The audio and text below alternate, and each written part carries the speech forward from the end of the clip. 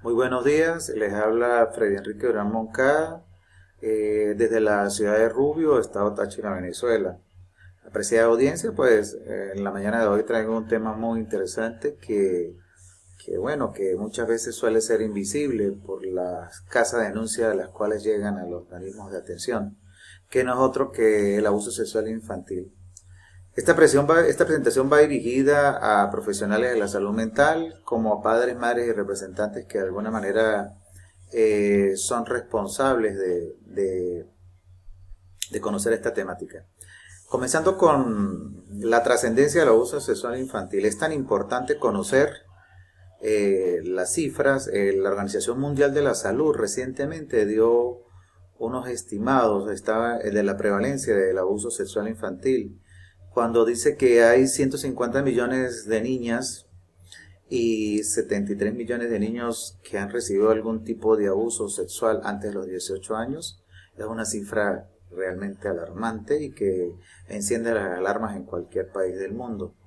En el caso nuestro en Venezuela, a través de la página del INE, que es el Instituto Nacional de Estadística, no hay información precisa sobre el abuso sexual infantil. También para esta investigación se utilizó los datos del Observatorio de Violencia en Venezuela.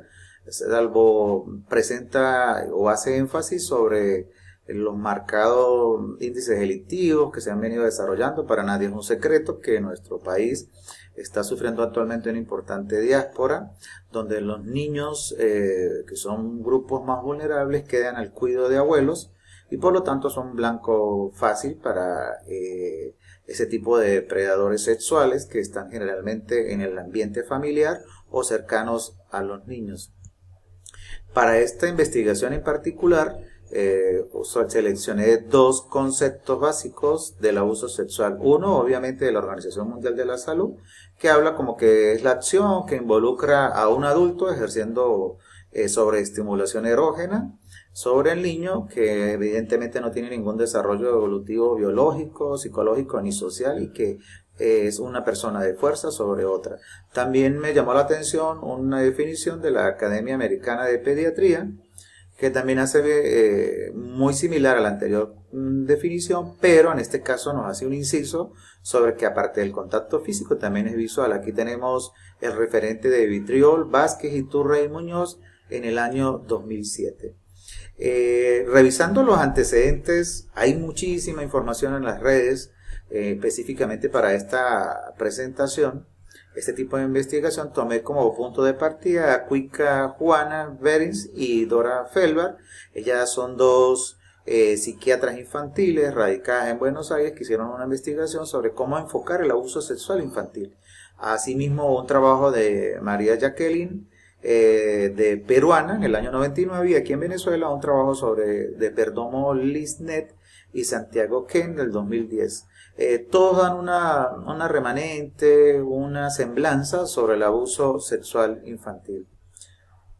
Es importante destacar que para nosotros hablar de semiología clínica del abuso sexual infantil, primero vamos a tomarlo de la siguiente manera. Para nuestra querida audiencia, lo primero que observa desde la parte clínica inmediatamente son los aspectos físicos iniciales, es decir, maltrato, los niños presentan ardor, dificultad para orinar, sangramiento, desgarramientos. Esto lo hace cualquier personal médico a la hora de hacer el peritaje forense dentro de un acto de violación. Pero más adelante, Mariano Mannarino y Cohen en el año 86 nos plantean unos problemas emocionales, como son los siguientes. Por ejemplo, Mannarino y Cohen habla de que afecta en la parte de las emociones, sentimientos de culpa, miedo, frustración, y asimismo en el año 91, en el aspecto de las relaciones, Alessandri nos dice que los niños empiezan a desarrollar sentimientos de evitación, se aíslan, no hay contacto social. Asimismo, encontramos la parte funcional. El mismo Mannariano y Cohen nos hablan de que hay alteraciones. Cuando decimos, querida audiencia, funcionales, nos referimos específicamente a las partes orgánicas, es decir, tienen enuresis, ecopresis, muy marcados, entonces afecta incluso la parte del sueño, con pesadillas recurrentes y alteran el ciclo biológico normal de los niños. En la conducta, que es lo que más se ve afectado, vamos a encontrar primeramente conducta sexualizada. Cuando hablamos de conducta sexualizada, nos referimos a que los niños, dependiendo de la fecha, la edad cronológica que tengan en el momento de la violación, en su etapa de adolescencia empiezan a ejercer una masturbación excesiva, interés demasiado e igualmente en demasía por los aspectos sexuales. Algunos incluso muestran exhibicionismo en las calles y en sectores públicos como una manera de manejar la parte del sexo, ¿sí? Asimismo, para Alexandria en el año 91, con sus investigaciones, también plantea que estos chicos y chicas que han sido abusados sexualmente a lo largo del tiempo van a desarrollar conductas disruptivas y disociales, incluso pueden desarrollar trastornos de la personalidad de tipo borderline, o en su defecto en la adolescencia, después pasada la adolescencia o anterior a la adolescencia, pueden desarrollar trastornos negativistas desafiantes. En cuanto a la sexualidad, ya siendo adultos, Brier y Elio en el año 94 hicieron importantes investigaciones donde dicen que pueden presentar problemas de impotencia sexual. En el caso de las mujeres o las chicas que ya en edad adulta pueden desarrollar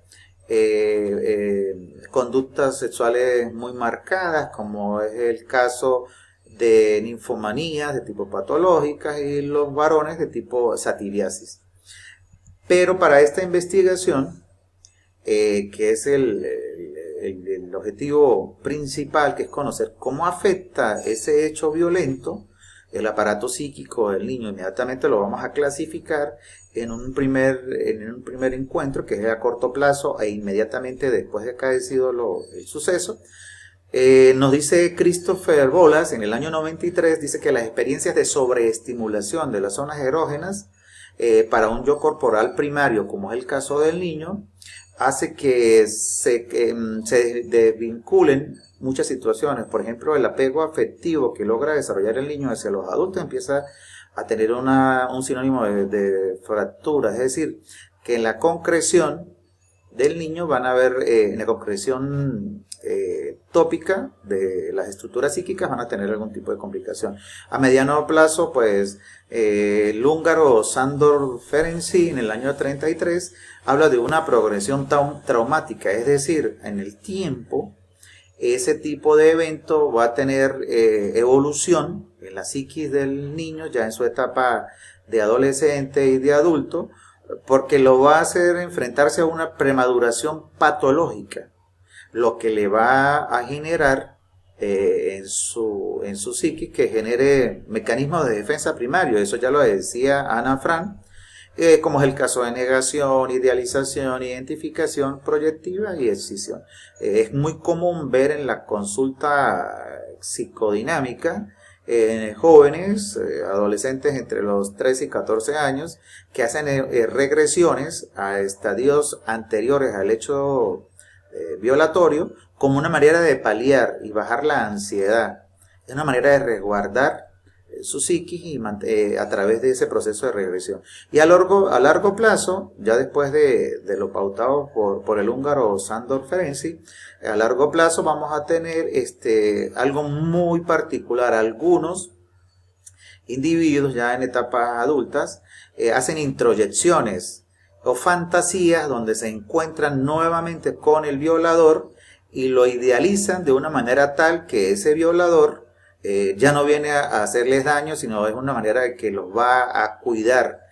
Esto aparece dentro de las fantasías o dentro de su mundo interno como una manera de mitigar el sufrimiento interno que están padeciendo y que a lo largo de toda su vida han venido evolucionando. Por eso es importante que los chicos y chicas con abuso sexual empiecen a tener seguimiento terapéutico desde los primeros momentos, estrategias de afrontamiento donde él pueda manejar y lidiar con la ansiedad y la culpa que de alguna manera va a aparecer a sí mismo, que pueda llegar a lo largo del tiempo a tener una vida más operativa. La investigación para la cual estamos presentando hoy, pues es de tipo documental, una investigación de tipo diseño bibliográfico, cómo se hace el procedimiento. Hay muchos autores que lo hablan, desde la recolección de los datos, técnicas del fichaje, subrayado, resumen, entre otras. Consideraciones finales. Al final de esta presentación van a encontrar ustedes un link donde le van a dar clic y pueden irse hacia una guía que logré elaborar sobre la semiología clínica específicamente basada en los factores psicodinámicos, dado que este tema es muy extenso y el tiempo para grabarlo pues es limitado. Ahí van a encontrar cómo ese evento tan traumático transforma el mundo interno del niño, marcando una huella que ya lo planteaba Freud en una de sus tópicas, una huella anémica, que se va a hacer progresiva en el tiempo, recordando al húngaro, hablando de que ella misma se va a ir progresando. Entonces, para terminar mi presentación, termino con una frase específicamente de Christopher Bolas, que habla del año 93, que dice: no es el cuerpo la verdadera víctima ni el delito, es el abuso perpetrado en la psiqui y en el propio ser del niño. Muchas gracias por su atención.